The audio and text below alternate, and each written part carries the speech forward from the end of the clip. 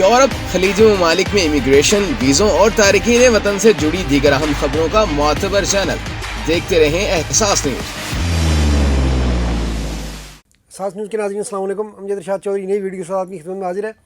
آج ہم جو ویڈیو لے کر آئے ہیں وہ اٹلی کی سب سے بڑی صنعت، آپ کو پتہ ہے کاروں کی، گاڑیوں کی انڈسٹری کی صنعت ہے، لیکن یہ صنعت جو ہے بحران کا شکار نظر آ رہی ہے. اٹلی کی سب سے بڑی جو کار ساز ادارہ ہے اسٹینلیس، وہاں پر مسائل چل رہے ہیں. اس کی کاروں کی فروخت بہت کم ہو گئی ہے اور اس کی وجہ سے بہت سے پلانٹ کبھی بند ہو رہے ہیں، کھل رہے ہیں، اور پھر جو ہے اس کی وجہ سے ورکرز بھی بے روزگار ہو رہے ہیں. تو یہ اٹلی میں ایک بڑا سیاسی ایشو بھی بنتا جا رہا ہے. تو اس پہ اب جو ہے وہ احتجاج سڑکوں پر شروع ہو گیا ہے اور اس پہ حکومت نے بھی نوٹس لیا ہے. اور ایسا نہیں ہے جیسے پاکستان میں تو ہوتا ہے کہ اگر کوئی احتجاج کرے تو جو اٹھا کے بند ہی کر دیتے ہیں، چاہے مزدور ہو چاہے اسٹوڈنٹ ہو کچھ ہو. لیکن یہ مہذب ملکوں میں ایسا نہیں ہوتا، وہاں احتجاج کرنے والوں کی سنی جاتی ہے اور یہاں بھی ان کی سنی گئی ہے. تو اس کے بارے میں ہم آج بات کریں گے. تو یہ جناب روم سمیت مختلف شہروں میں مظاہرے ہوئے اور اس میں اٹلی کی تمام جو بڑی یونین ہے، CGIL ہے، CISL ہے اور UIL، ان تمام نے شرکت کی ہے اور اس پہ ساری بڑی یونینیں اکٹھ ہو گئی ہیں. اور یہ جو مظاہرے ہیں جمعے کو ہوئے ہیں اور اٹلی کے مختلف شہروں میں ہوئے ہیں. اور ان میں جو اپوزیشن کی جماعتیں ہیں، PD اور 5 اسٹار، ان کے رہنماؤں نے بھی خطاب کیا ہے. اور یونین کے جو سب سے بڑی یونین ہے CGIL ہے، اس کے سربراہ لیندانی ہیں، انہوں نے بھی کہا ہے کہ جی اٹلی میں اس وقت صرف 3 لاکھ کاریں سالانہ تیار ہو رہی ہیں، جبکہ اٹلی میں کاریں تیار کرنے کی صلاحیت 15 لاکھ سالانہ ہے.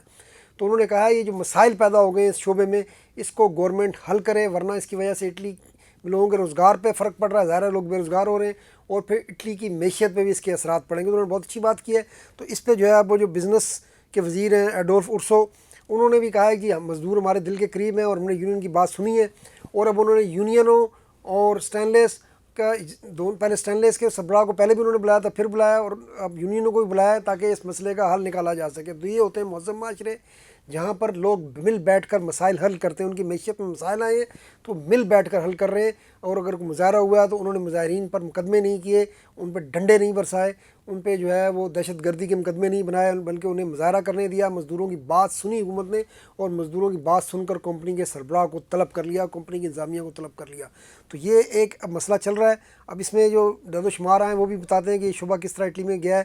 2007 سے لے کر 2024 17 سال کے درمیان اٹلی میں کاروں کی پیداوار 70% کم ہوئی ہے. تو یہ ایک بڑا جو ہے بحران بن گیا ہے. اور اس وقت جو ہے سالانہ جو کاروں کی کھپت ہے اٹلی میں 5,05,000 تقریباً بتائی گئی ہے، اور میں سے 2,25,000 سے اٹلی میں بنی. یعنی ایک وقت تھا کہ اٹلی کی گاڑیاں دنیا بھر میں ایکسپورٹ ہو رہی تھیں، اور اب یہ ہے کہ آدھی گاڑیاں تقریباً جو ہے وہ اٹلی میں جو استعمال ہو رہی ہیں وہ بھی باہر سے آئی ہیں. تو اس میں ظاہر چین کی سستی کاروں نے بھی بڑا اہم کردار ادا کیا ہے. اس پہ تو یورپی یونین نے جو ہے وہ ظاہر ڈیوٹی لگائی ہے، انہوں نے اپنی صنعت کو بچانا ہے. لیکن اور بھی مسائل ہوں گے. اب یہ گورنمنٹ اور یہ یونین ہے اور اسٹینلیس جو ہے یہ بیٹھ کر انہوں نے اس مسئلے پر اب دیکھتے ہیں کیا حل آتا ہے. جو بھی نکلتا ہے، جو بھی بات ہوگی ہم آپ کو انشاءاللہ بتائیں گے.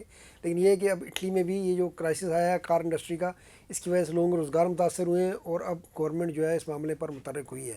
آج کے لیے اتنا، انشاءاللہ پھر ملیں گے. اللہ حافظ.